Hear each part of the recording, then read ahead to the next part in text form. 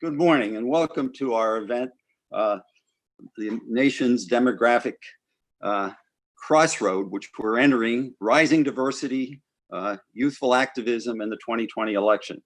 I want to thank, I'm Bill Fry. I'm with the Brookings Metropolitan Policy Program, a senior fellow here.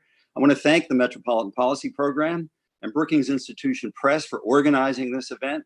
And I also want to thank all of the esteemed panelists that we're going to be hearing from in the next minutes. We're going to be talking about the changing demography in the United States, especially the rising diversity as it affects the 2020 election. And we're going to spend a special focus on the younger generations, particularly millennials and Gen Zers. You know, this was going to be a contentious and interesting election anyway, but the last 2 months have made this very different. The whole nation has been more energized and had their consciousness raised over racial inequality, over differences on economics and other kinds of opportunities than the way that we've never seen before. There are protests all over the country. There are all kinds of activities all over the country, and they especially involve younger people in millennials and the Generation Z. They're the most diverse generation in the United States, and they're the ones that are going to be hit hardest by the pandemic, which will tend to amplify these inequalities in the years going ahead. And that's why their political involvement will be so important. I'm pleased today to be joined by several panelists. Okay, can we hear me? Can you hear me? Good.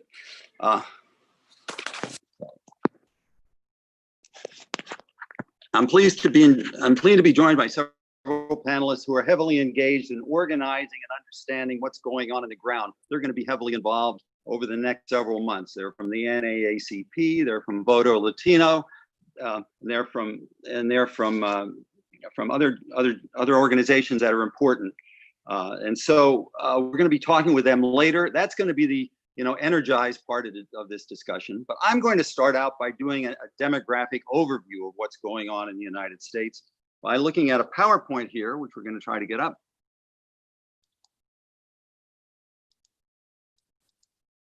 Which sort of try to understand what's going on, the underlying demographics that are going on in the United States, with a special emphasis on the younger generation. By the way, if you have questions that you would like to answer in the last, we're going to answer questions in the last part of this event, please email events@brookings.edu, or you can Twitter us at #DiversityExplosion. See the name of the book up there on the PowerPoint slide. This is the book that I'm going to start talking about. See, this is from Brookings Press, and one of the major themes of this book is that we're now at a pivotal point in the United States with respect to our changing demography. We're moving from a largely white baby boomer dominated culture in the last half of the 20th century to a mostly diversified America in this century. It's raised all kinds of issues, all kinds of important concerns, and especially in these last several weeks, people are coming to realize we have to deal seriously with racial issues and racial inequality in the United States. To what degree is this going to affect politics in the coming several months? And the 2020 election is what we're going to discuss today. But I'm going to start talking a little bit about the underlying demographics. And okay, and we're going to talk about three things. First, we're going to talk about the diversity demographics through the 2016 election. Then we're going to talk a little bit about how the midterms have changed the picture a little bit, especially among the youth population. And finally, I'm going to talk a little bit about youthful diversity, how that's changed and what it's going to be for the 2020 election. Let's look at this first slide. And what this tells us is that over the next 45 years, we're going to become much more racially diverse. The Asian population, the Hispanic population will more than double. The two or more race population will triple. And there'll be a growth in the Black population and the American Indian and Alaska Native population. There'll be a slight projected decline over this period in the white population.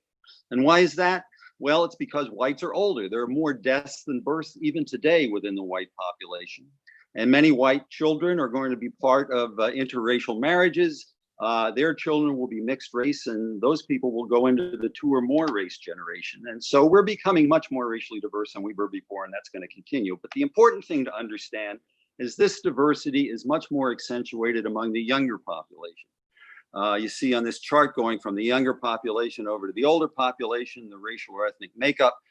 Today, millennials are, the oldest millennial is age 39. And if you look at those first 4 bars there, people between 0 and age 39, they're much more racially diverse than the rest of the population. On the other hand, baby boomers are now between age 56 and 74.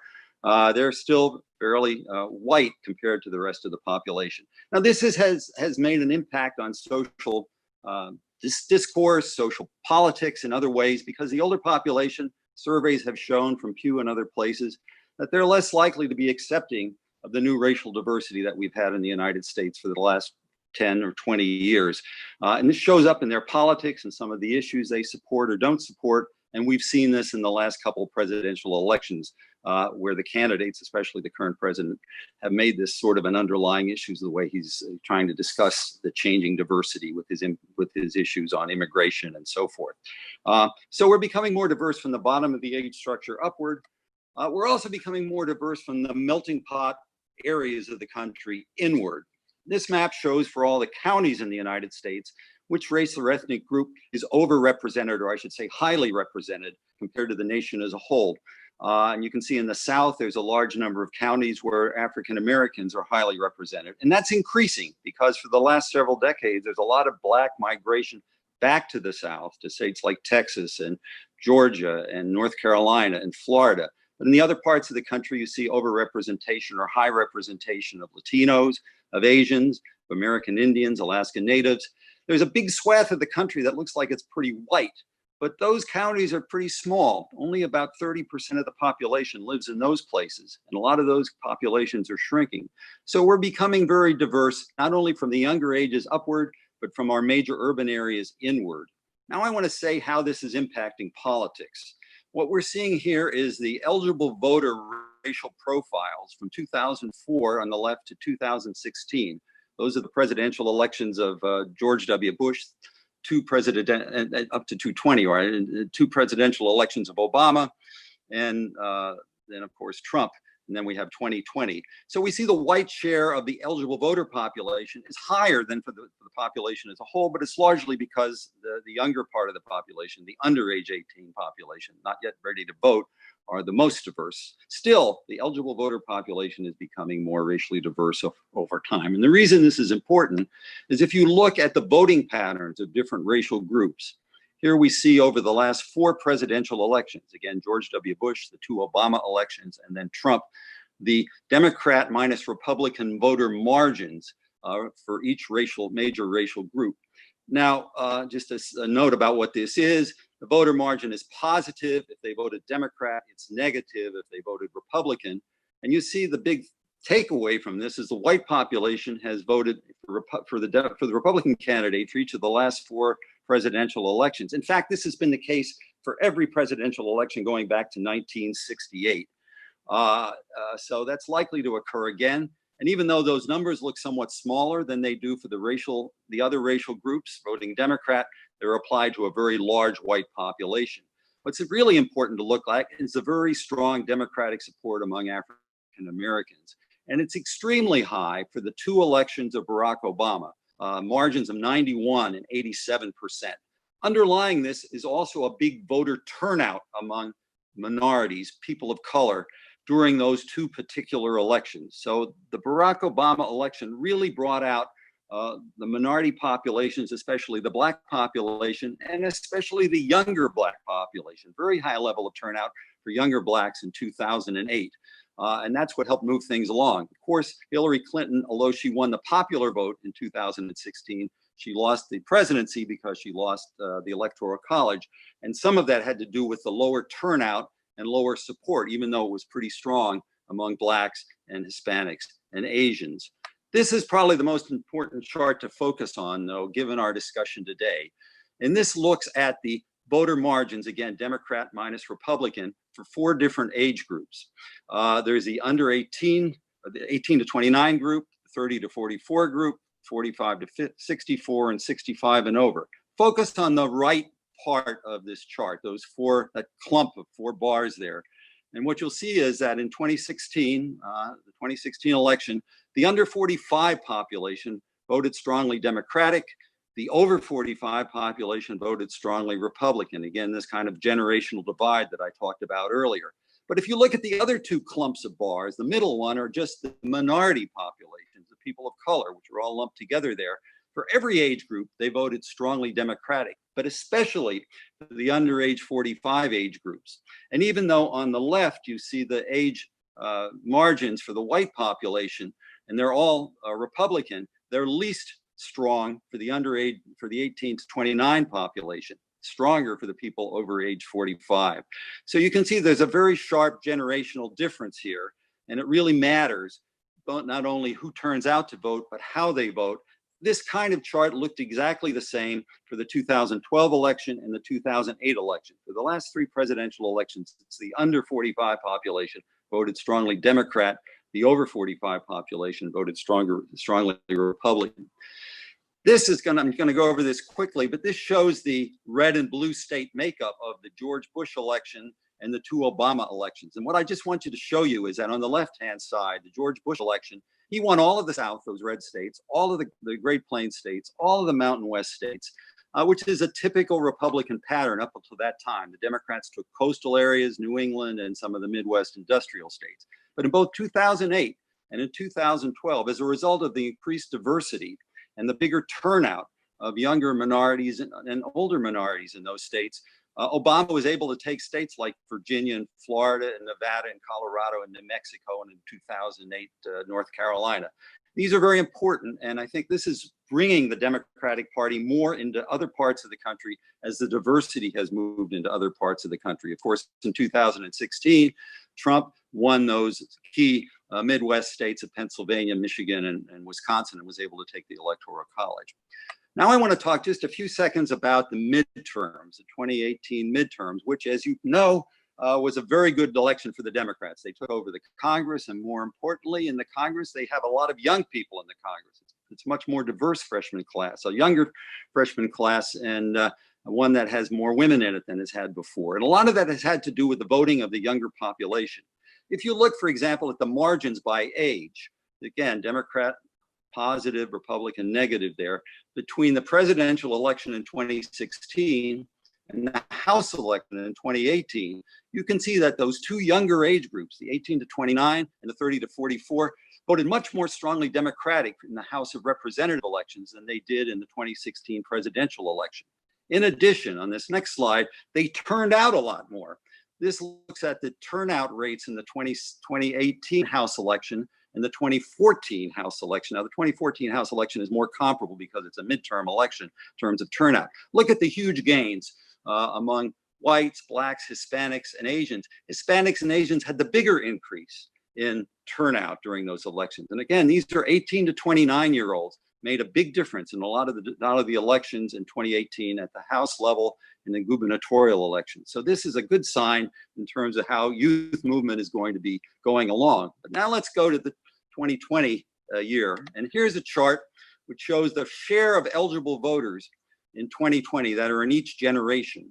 And what you can see, there's about the same share of voters who are millennials and Gen Zers as are baby boomers and people older than baby boomers. This gives that younger generation, people under age 40, a much bigger say in what's going on, assuming they can turn out in the same way they've done in, say, 2018 or 2008.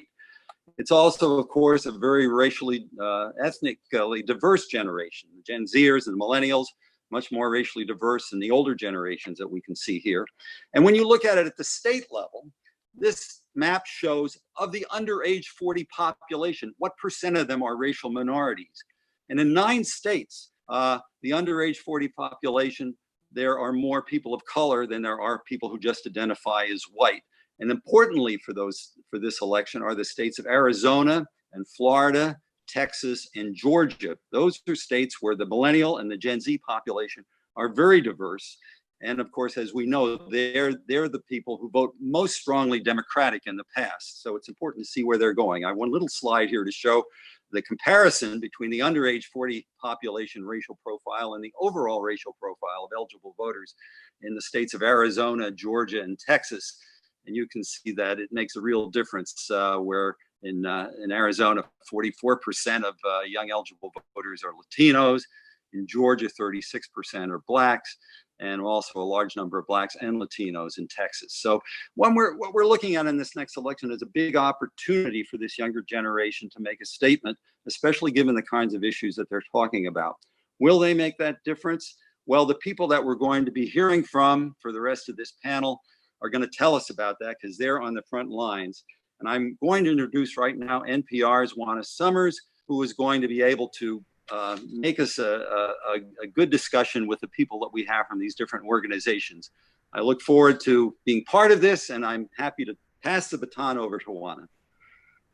Thanks so much, Bill, and thank you so much to Brookings for having me to join this conversation. I'm really excited to learn right along with y'all, and these are folks that I work with a lot in my beat covering demographics and culture.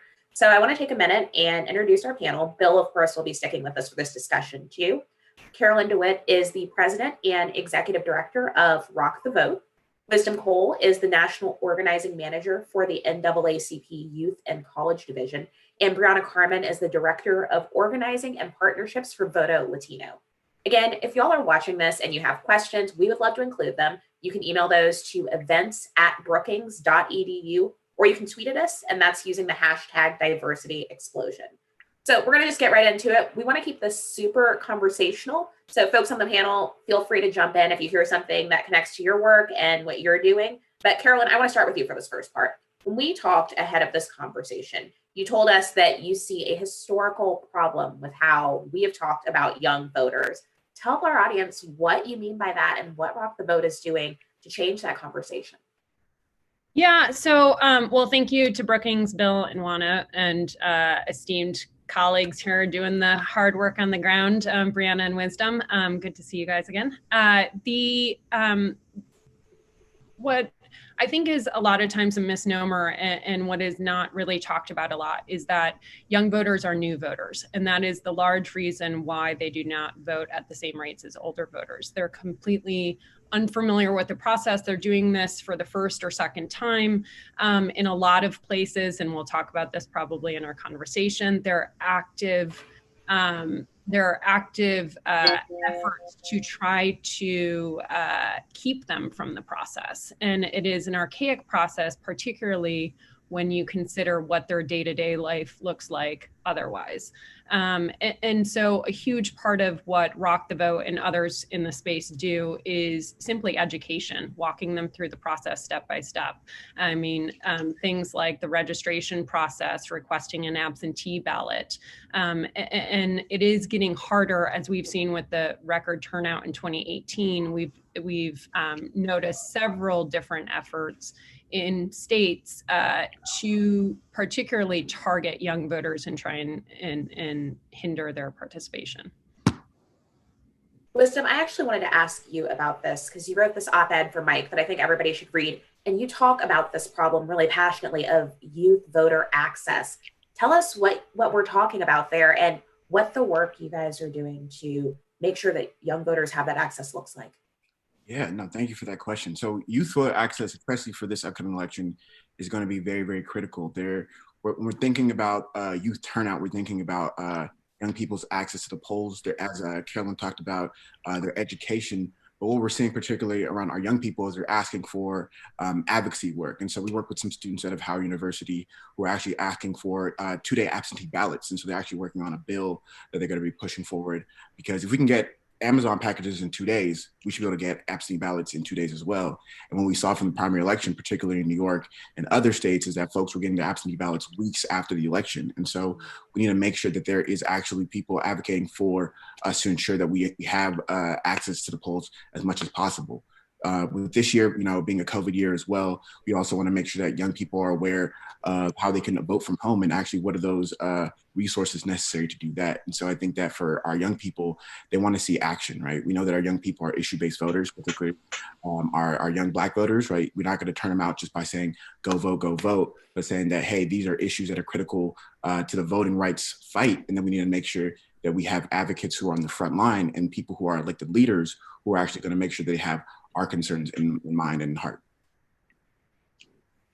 Rana, I know that Voto Latino in the most recent weeks has seen an explosion of the number of voters, of new voters that you've been able to register. And I also know that when I've been reporting on these issues and I've talked with advocates in this space, there's been a concern that there's been this historic disinvestment in making sure that Latino voters, who are largely a young population aging into the system, that their people haven't historically engaged in getting them registered. I wonder if you can talk to us a little bit about what your work has looked like and why you all think you've seen such an increase in the number of voters you've been able to register this year. Definitely. So Voto Latino started 15 years ago as a voter registration organization, and we do the bulk of our work online. So it's been really the silver lining during, this crisis, that as far as our voter registration program and what that looks like, it didn't take a huge shift for us to, still be able to connect with our communities. We do face challenges there where, different states do have different access to online voter registration. Some states, like I'm sitting in Texas right now, they're pretty hostile towards it. Other states, you can easily, type in your information, get all set. We're living in 2020, which is exciting. And so we've seen a ton of people registering to vote. We've registered over 220,000 this year, and really a spike last month, registering, over 90,000 people in just 1 month, which is insane. And we saw it coincide with a lot of protests that were going on, a lot of people, really wanting to take direct action in their community, this civic engagement, this idea of, protesting and also getting registered to vote, to be able to see action on that spectrum where you're turning out with your friends, talking about challenges in your community, and you also want to ensure that you're investing in long-term action.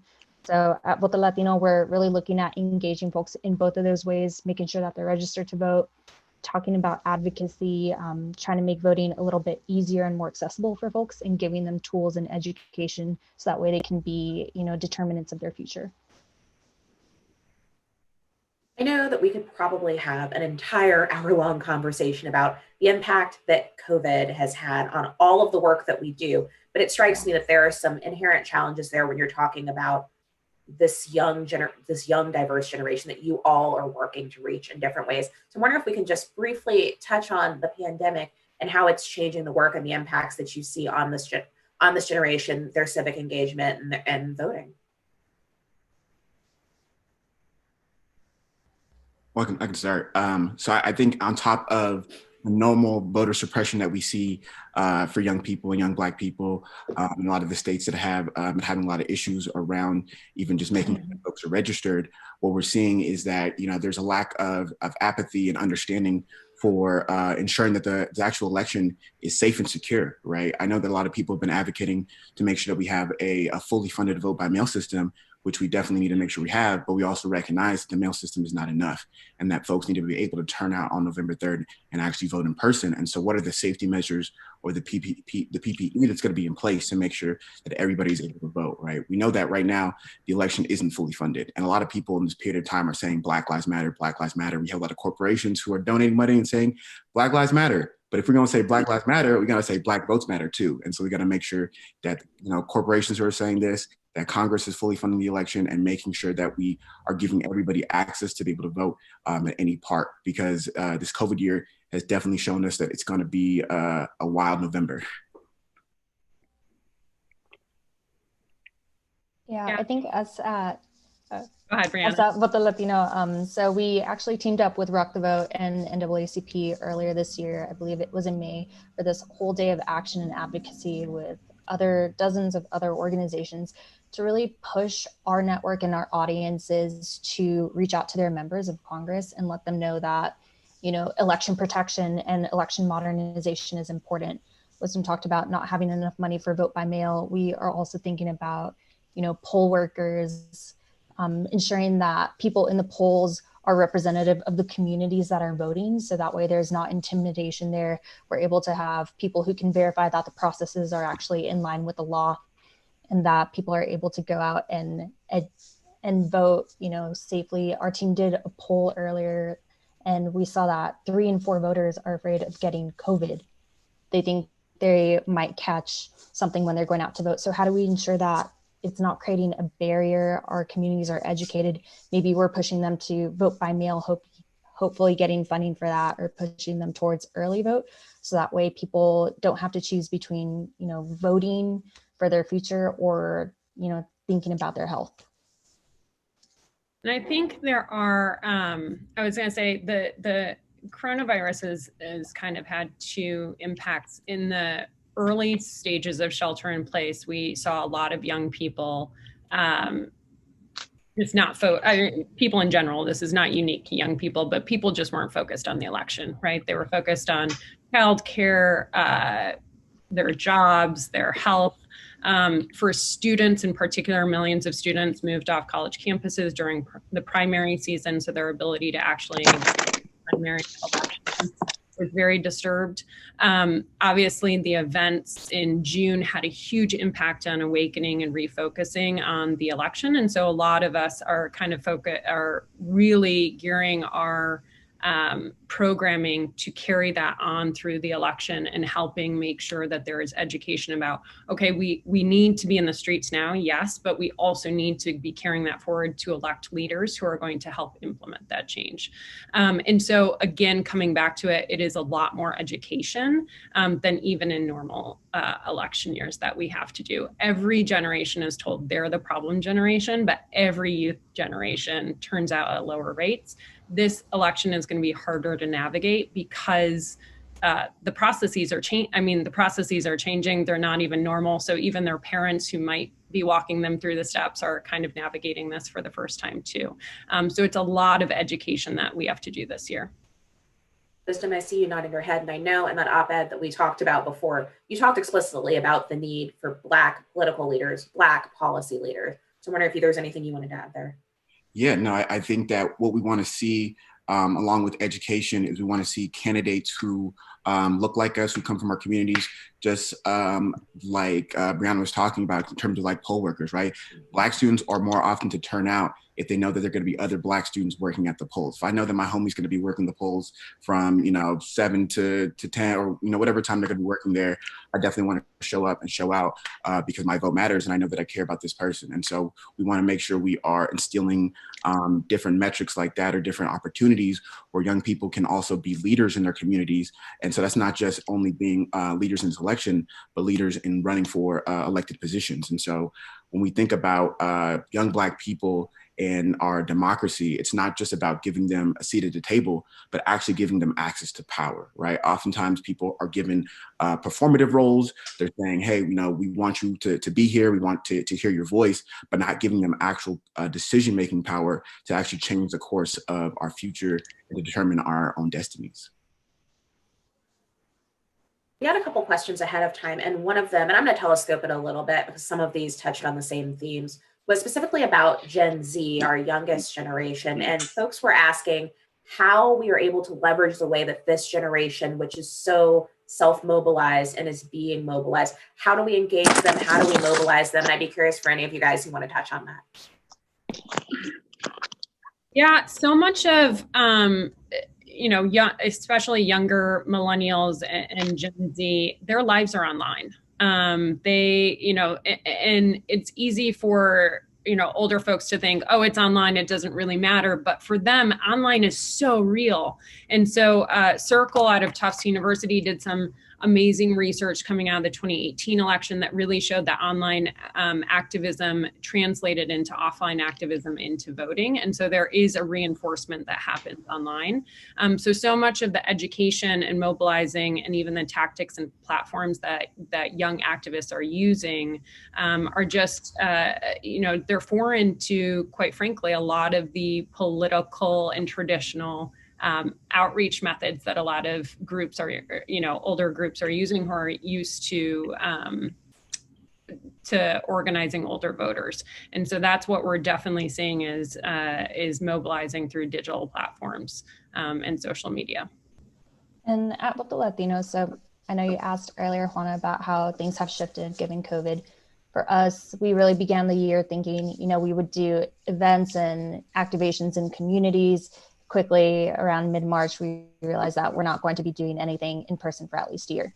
And so for us, we really, seeing that information leaned into this digital model of digital organizing, online activations, creating a community for people to come to where they still feel like They're able to, you know, connect, make friends online, get that engagement that you normally would if you were doing, you know, voter registration in person, but also be able to do it from, you know, from a safe spot. Maybe you're engaging online from your couch, texting voters, asking them to reach out to 3 friends, get those 3 friends registered to vote, texting folks who, you know, might have questions about requesting their ballot, reminding them that different states have different deadlines, asking them if they return their ballot, and making sure that they go out to the polls. So for us, it's been a lot of, you know, texting, digital organizing, the idea that anyone anywhere can volunteer. And I think this socially distant world has just made that, you know, play out even more true. And it's really exciting to see that shift in this, you know, organizing community and really focusing in on online organizing as well. I think Brianna hit the nail on the head with the idea of creating a digital community, right?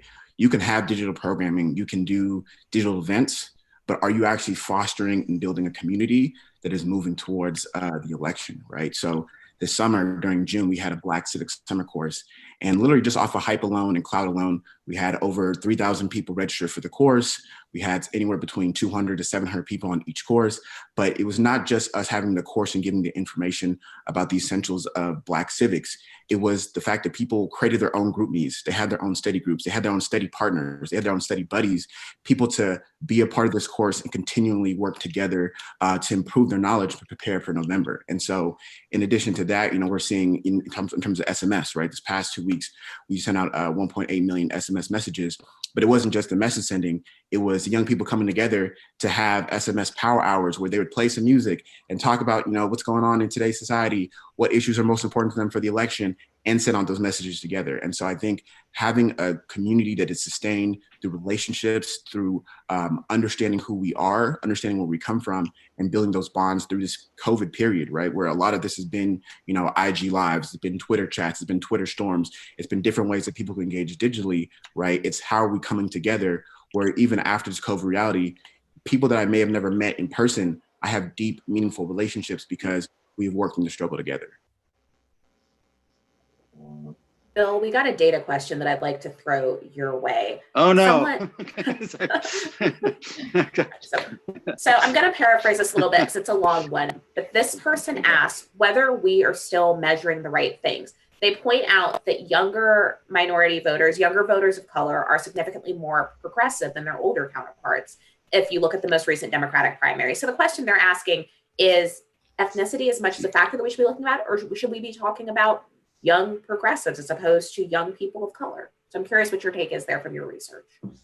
Yeah, no, I think that's a very good question because, you know, whether it's people of color or even people who are not people of color, they come in very different ways. Depends who their parents are, depends what part of the country they're living in.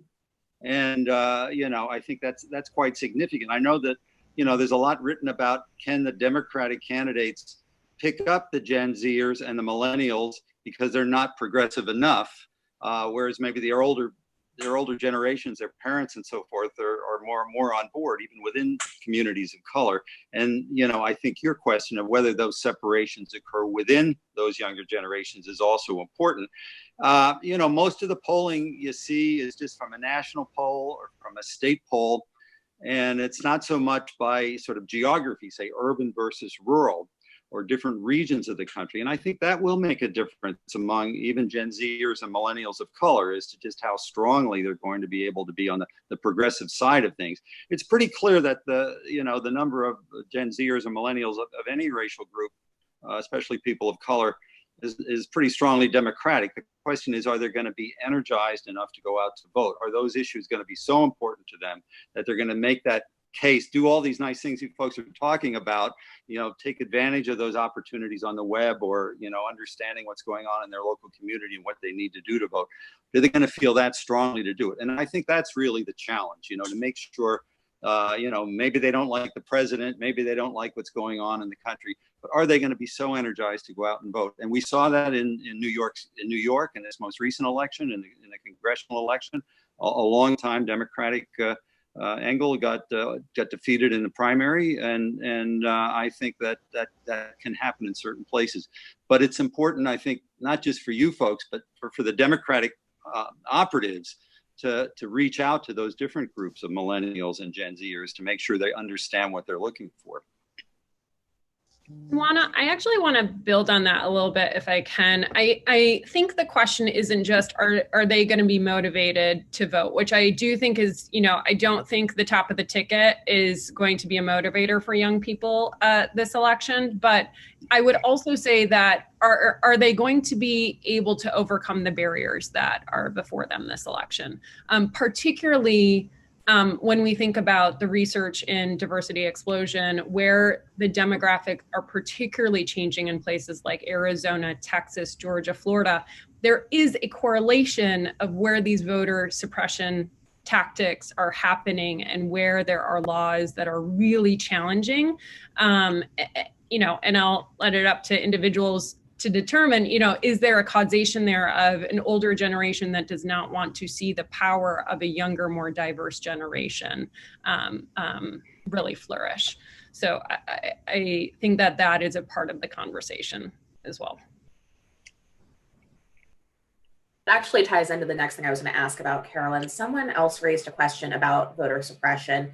And do we have a sense, or do any of you all have a sense of the scale at which we could see young voters impacted by potential voter suppression? And I'm wondering if you could all kind of talk, I know you all do some of this work, about what your organizations and others are doing to ensure that these young voters, as they age into the system, are able to have equitable access to the vote.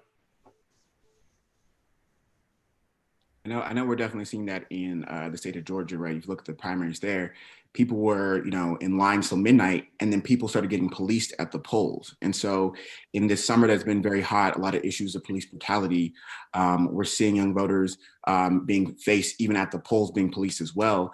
And so what does it mean for us to really advocate to, one, see an increase in polling locations? I know some of the student organizers I've been working with in Texas have been talking about polling locations on their campus being closed.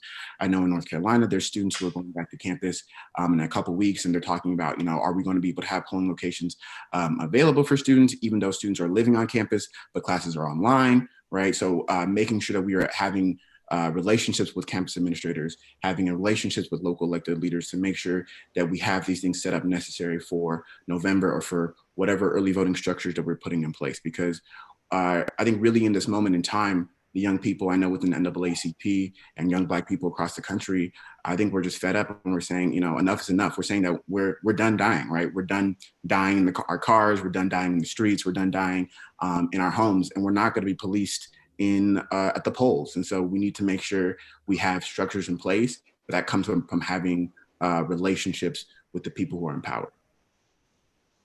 I'll add to that where, just point blank voter suppression is real. We see it occur in a lot of these southern states that you mentioned. It's nefarious, and it's also strategic where, Wisdom is talking about Georgia, where we saw in 2018 clear signs of voter suppression, everything from malfunctioning machines to lesser polling locations in districts and communities of color. So people have to wait in line, which, ends up people have to go to work. Maybe they were able only to take off lunch. Maybe they have to go pick up their kids. Maybe they work blue collar jobs or jobs without traditional hours. So the 7 to 7 time doesn't work for them. And then we also see states like, Texas, where a couple of years ago they faced a lawsuit and actually lost, where they were kicking people off of the polling records because they were previously individuals who were not citizens. These folks, were later nationalized. My grandma was actually kicked off of the polls, but it's because she was a citizen. She was not a citizen. She had gone through the process. There was a record of her at DPS where she was not a citizen. She was later nationalized. It's part of the process. But the folks in charge saw, there's a record of her not being a citizen years ago. She must be an illegal voter. So she was kicked off of the polls. So it's a lot of strategic things that happen, whether it's, Texas kicking people off the polls, Wisconsin changing, voting laws, going from, the Supreme Court to the governor back and forth the same day as the election is going on. So we're definitely keeping an eye on voter suppression, and really one way to combat it is, just education and informing voters of their rights. Yeah, I was going to back that up. I think this is not a, this is a multi-prong approach that we're going to have, and it's going to be different in each state. A big part of it is empowering people, education, and empowering them to know their rights. So when they show up, if it is a poll worker who's telling them you need an ID to vote, that they know actually what the process is, so they can be an advocate for themselves, call the election protection hotline. But again, that's also why we need young people as poll workers who are educated, who can also advocate for other young people.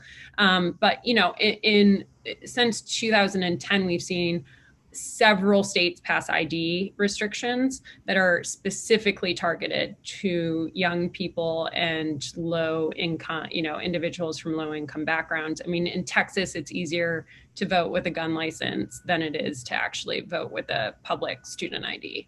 And this is the second presidential election. Well, Rock the Vote tracks about a dozen voting policies that impact young people's access to the ballot. The reality is states can be changing their policies right now because we don't have the protections of the VRA, so Shelby v. County, or Shelby County v. Holder. This is the second presidential election, and so there is no preclearance that states have to go through, and so there really is a free reign for bad actors to implement policies that impact voters. Getting some really interesting questions through email, one of which is I realize something we haven't talked about. There's someone who's asking about what is happening with regards to this diversification in terms of rural America. So if anybody has any thoughts there, has work they'd like to highlight. Sure, I can say something. It is moving to rural America. There's no question about it. There are parts of the country where it's much more evident, sort of the central part of California, other parts of the Mountain West where that's moving. Any state that's getting a lot of new racial minorities, Hispanics particularly, also to some degree Asians, much of that is going to rural America. And in fact, the parts of rural America that are only growing are growing largely because of Latinos and to some degree Asians and Blacks. Other parts of rural America that are largely white are usually declining in population because the younger people are leaving there. So, it's not all of rural America that's becoming more racially diverse, but a good part of it, and especially I think in some of the key states that are growing rapidly. I always think of sort of swing states as being slow-growing swing states and fast-growing swing states. And the fast-growing swing states are states like, North Carolina or Georgia, or to some degree, Texas is almost a swing state, and Arizona. They're growing rapidly, and all parts of those states are gaining people, and a good number of those people are racial minorities. So I think it's important to pay attention to those rural areas, not just into the urban areas of some of these places. I would definitely agree. And I'm definitely seeing a growth in youth activism in rural America. And not saying this is anything new, right? We can take it back all the way to the Students Nonviolent Coordinating Committee and looking at people like Bob Moses, who was registering sharecroppers in rural America because their votes also mattered too, and they were Black, and they need to express their opinions and what was going on and how money was moving in their community. But today, we're seeing folks in like Oklahoma who are advocating against hair and head wear discrimination and actually working to pass legislation in their school communities as well as their districts, and actually working to push things like the Crown Act in their whole state. And so I think that in rural America, it's not necessarily an awakening, but maybe a resurgence of youth activism because we are seeing a more diverse population grow out in there. Yeah, I think there's this two things. One, I think there's this idea that rural America is just white people, quite frankly, and that's a misnomer, right? You have rural predominantly white communities, and you have rural communities that are predominantly BIPOC. One of the things that I think Bill's book actually does really well too is highlights kind of the idea that views are shaped by personal experiences. So particularly for young people in a diverse community, their experiences are going to be very different than older voters, but even more so if you are a young white person, you're more likely to have a friend, whether that friend is in your community or whether they're in their digital community, who is experiencing something. And so you have more, especially with social media, and more exposure to things that you normally would have been geographically cut off from, and it would have been easier to remain ignorant on a lot of these issues. You're seeing a lot of breakthrough on that. And so that would be the other point I'd make. Another question we are getting is whether the panelists can speak a little bit about the importance of voting at all levels, not just national elections, and whether you all think that there's a need for more education about the impact of local level voting. There is always a need for more education. I cannot stress that enough. There's not a level of we'll have enough education. But I think we'll see this in 2020, and in a poll that our team ran, we saw that there was less enthusiasm this time of year for the 2020 presidential candidate than there was for the 2016 presidential candidate. And local down ballot races and initiatives are going to be what is driving people to come out. What you've seen, during this entire crisis is leadership at all levels, and being able to assess whether your local leadership, your city officials, your mayor, people who you can relate to and directly identify with, are they opening restaurants? Are they closing down bars in my community? Are they allowing for access to healthcare? Are they getting our city, our town, our locality, the needs and the resources that it deserves during this time? We'll be able to start seeing that direct relationship between, people who are on the ballot and who are, standing up for our community, especially during these challenging times, and people actually turning out to vote for them, whether that's a positive or a negative for that candidate. Yeah, I think these local elections, and the way I usually talk about it with my young people, is that these local elections affect our day-to-day lives, right? These national elections, they usually take some time. They usually are a process. There's usually, a back and forth, but these local elections can change your life in an instant, right? If you have people who have been affected by the mass incarceration system, who have been affected by police brutality, right? That's connected directly to who's elected as your DA. And so we're seeing our young people even advocate for that. I know in the state of California, their young people were advocating to make sure that there's affirmative action on the ballot, ensuring that Black people have the opportunity to be able to go to universities.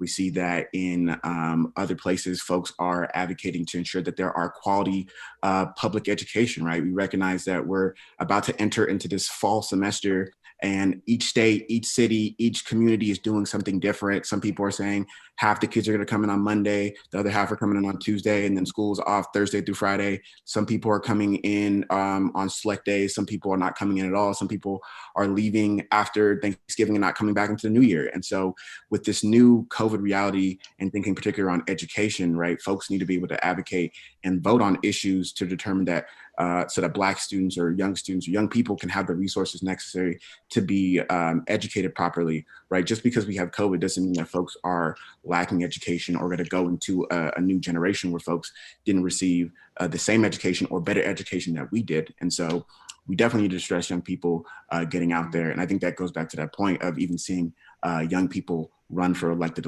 official positions. Yeah, I think we've seen a lot of, going off what Wisdom was saying, over the last few years, you've actually seen an increase of young people really paying attention to their community leaders and who makes decisions on what, on the issues that young people really care about right now. We saw in 2017, youth turnout in the Philly DA race increased by 279% among young people. Which resulted, 279% increase in youth voter turnout in that election. So it is about education around who impacts the issues, and then making sure that they know when the election is, what the process is to participate in those. And we saw that not just in Philly, but in other cities like Chicago as well. So. This next one from email is kind of a bigger picture theoretical question, I think. Someone asked how the demographic trends that we're seeing, even looking past the 2020 elections, could potentially impact a debate about the continuing validity of the Electoral College. And they asked specifically, aren't these, I think they're talking about the trends here, aren't they likely to exacerbate the inequalities? Yeah, I'll take a stab at starting that. I mean, I think where they're going, of course, is that a lot of smaller states have a lot more representation than they might want to in the Electoral College. And they tend to also be, whiter and less diverse states, despite the fact that diversity is moving all across the country. So I think that's absolutely true. I also, though, think that the diversity boom that we've been having in this country for the last couple of decades and will absolutely continue by any kind of projection, irrespective of whether there's more immigration, less immigration, no immigration, we're going to become a much more racially diverse country all around. And so that, those states now that we think of as whiter states will eventually, part of the Electoral College depends on, the census reapportionment. So those states will lose representatives in a decade by decade basis. If they start losing people, and if they want to gain people, they're going to be people of color. And so, yes, it'll have some impact, but I'm optimistic in the sense that diversity is a good thing for this country. And the fact that we're going to have more of it in the future in all parts of the country is going to be good for our democracy. And all of this voter suppression, it's important for the next election. It's important for the election after that. But I always, as a demographer, I always say that you can't push back the walls of demographic change. And we look ahead in this country, we're going to have a more diverse country all around. And as more millennials who are now age 39 and in 10 years older is going to be age 49, have much more role in business and in government and all over the place. And it is a very diverse generation, as well as the ones following it. Those kinds of issues that they see as important are going to be much more front and center all over the country. Just want to make sure nobody else wanted to weigh in on that one.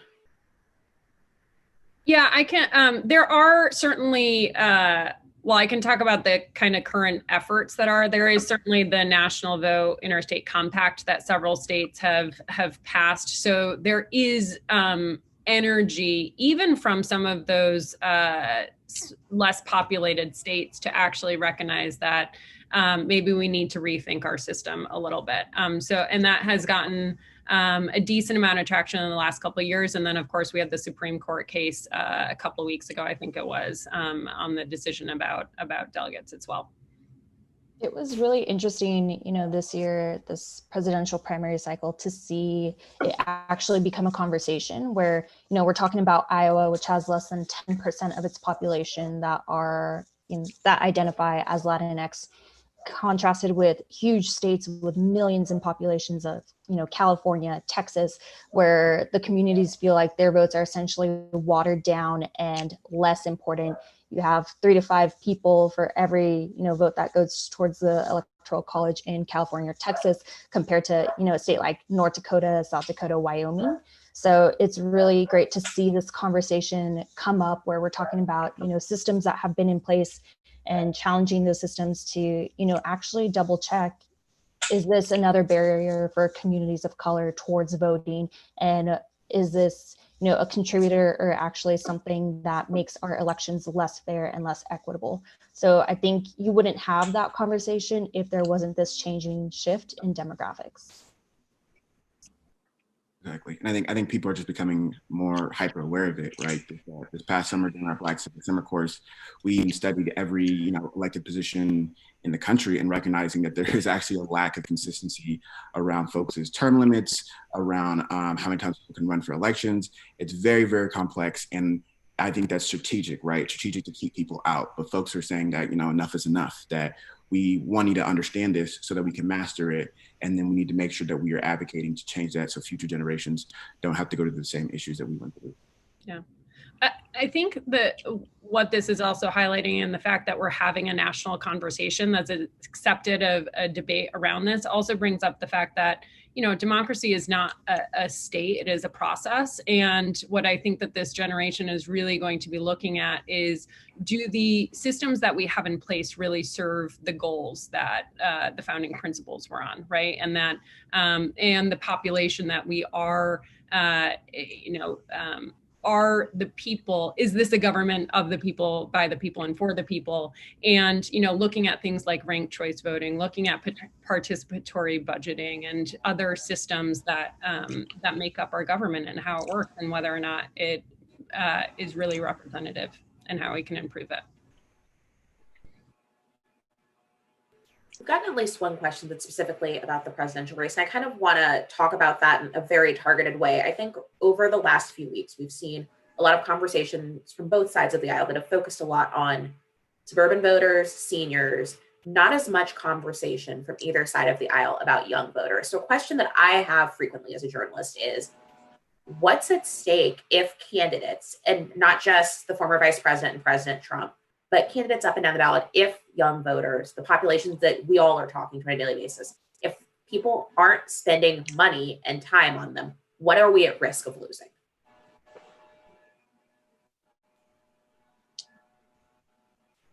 A representative government to first. I mean, young people comprise what, Bill's slide showed, between the voting eligible Gen Z and millennials, we comprise 37% of the electorate. And so if young people aren't showing up to vote, that is a huge part of our country that is not going to be represented in our government. And so it is up to, and has been frankly, up to organizations like Vote a Latino, like Rock the Vote, like NAACP, to largely reach out to young voters, because so many parties and candidates actually rely on the voter file and past voting history to outreach to young voters. And so no one's talking to them except for nonprofits like ours. So it's incredibly important for the work that we all do, and for candidates to make sure that that they're reaching out and party. We know that there's a real need for us to engage the young, Gen Z millennial vote. It's definitely the reason why, Rock the Vote, Vote the Latino, NAACP Youth and College Division exists. We know that, for the Latinx community, less than half of folks are actually reached out to by a candidate or by a party. And it's definitely this vicious cycle where, folks who are making these decisions don't think that communities of color, young people from communities of color are voting, so they're left out of outreach. We're not courting their votes. They're not, spending money on them, and it just continues cycle after cycle.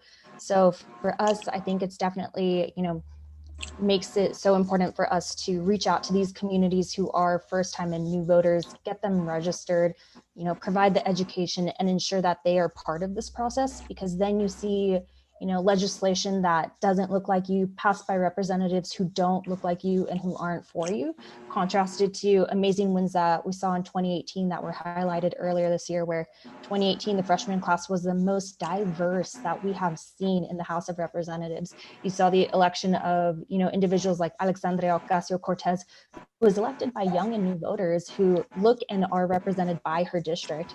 So I think, there's definitely a challenge there that we can either determine what our communities look like by having a voice and say in who gets elected, or we just continuously get left out of the conversation, and it has really dire consequences for years to come. I think we're at risk of really losing our democracy, right? If young people aren't voting, if young people of color are not voting, that is not a democracy, right? That is not representative of the largest living block in America, right? If we get the largest voting block, largest living block in America, and you're not including us, not keeping us in that conversation, then that's not America, right? That's a farce, right? And so I think it also eliminates the idea of actually crafting a more beautiful reality with some of the key issues that we want to see highlighted in our future, right? I think oftentimes that folks haven't been given the opportunity to really dream of a future for America where we, are defunding the police, where we see an end to mass incarceration, or we see an end to student loan debt, we see an end to gun violence and police brutality in our communities, right? If we're not keeping young people of color at the center of this, we're not engaging them, and we're missing their values and their key metrics. I think what the best thing about young people of color is that we are the best at keeping people accountable, right? We hear what people say, we hear the promises that folks are making, and we keep them to the T. We say, hey, this is what you promised back then when you were talking to us and wanting our votes.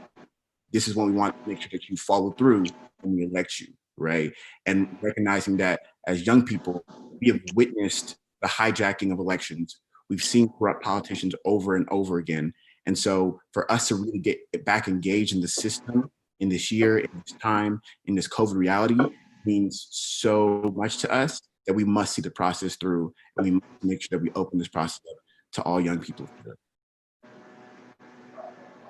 Guys, we're going to let wisdom have the last word, and we are going to leave it there.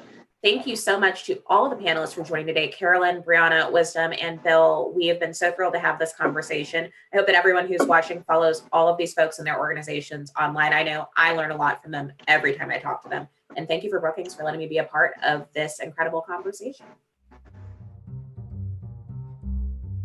Thanks for watching. Be sure to like and subscribe for more videos from Brookings.